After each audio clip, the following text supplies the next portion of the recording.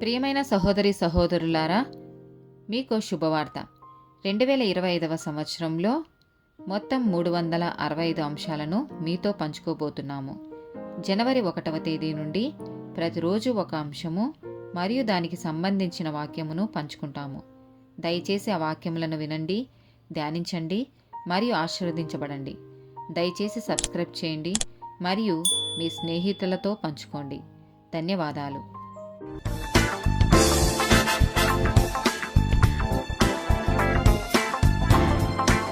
142nd day topic సేవకుడి కోసం. మొదటి రాజుల గ్రంథము 11వ అధ్యాయము 9 నుండి 13 వచనాలు.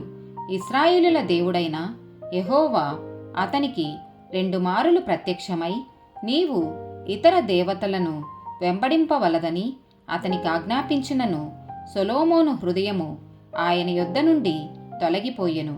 యెహోవా తనకిచ్చిన ఆజ్ఞను అతడు గైకొనగపోగా యెహోవా అతని మీద కోపగించి సెలవిచ్చినదేమనగా, నేను నీతో చేసిన నా నిబంధనను కట్టడలను నీవు ఆచరింపకపోవుట నేను కనుగొనుచున్నాను గనుక ఈ రాజ్యము నీకుండకుండా నిశ్చయముగా తీసివేసి నీ దాసునికిచ్చెదను.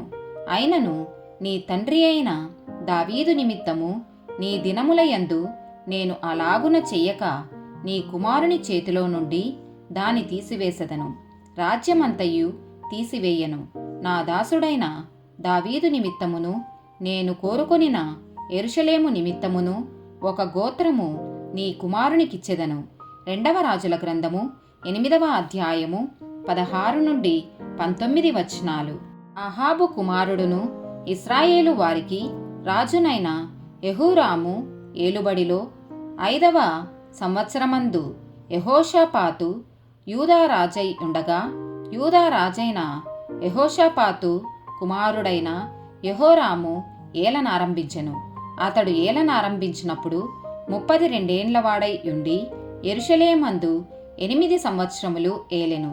ఇతడు అహాబు కుమార్తెను పెళ్లి చేసుకొని ఉండెను గనుక అహాబు కుటుంబీకుల వలెనే ఇతను ఇశ్రాయేలు రాజులు ప్రవర్తించినట్లు ప్రవర్తించుచు యెహోవా దృష్టికి చెడుతనము జరిగించెను.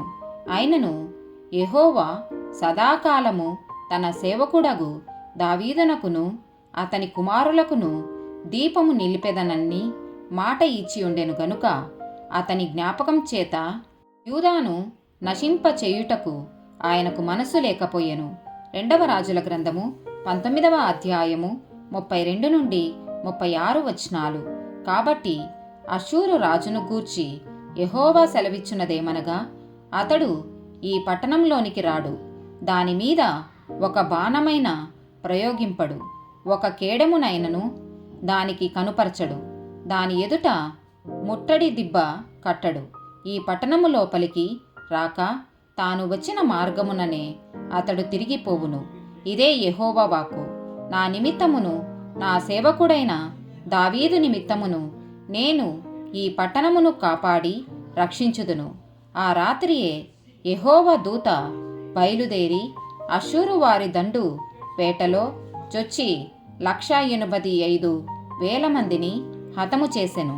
ఉదయమున జనులు లేచి చూడగా వారందరూ మృత కళేబరములై యుండిరి. అష్షూరు రాజైన సన్హెరీబు తిరిగిపోయి నినివే పట్టణమునకు వచ్చి అక్కడ నివసించెను. ఆమేన్.